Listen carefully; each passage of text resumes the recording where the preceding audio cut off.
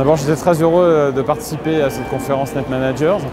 Ensuite, je voulais partager en fait avec mon auditoire le fait que nous sommes dans un monde de mutation profonde, qu'il y a beaucoup d'éléments perturbateurs pour la vie d'une entreprise et qu'il y a un élément sur lequel finalement on peut avoir un effet de levier qui est la compréhension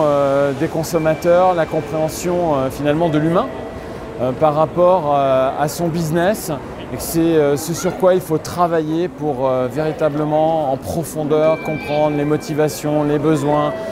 en satisfaction symbolique, émotionnelle, tangible d'un humain dans sa relation avec une marque pour construire demain les expériences parce qu'on a basculé d'un monde où la marque est, on va dire, plénipotentiaire vers le produit et aujourd'hui on bascule progressivement vers un monde de l'expérience et les entreprises, les marques vont devoir construire ces expériences de demain et elles doivent s'appuyer sur une connaissance de l'utilisateur qui est la plus pertinente et la plus affine possible. Le service design, c'est comprendre les humains et construire des expériences autour de l'humain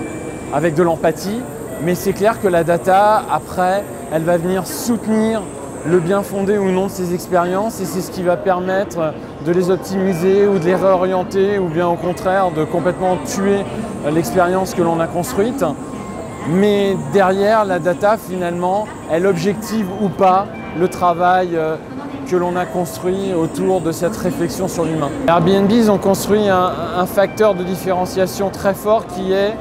ils ont complètement asséché le marché de l'offre alors que Uber, c'est assez facile de les copier et dans un monde où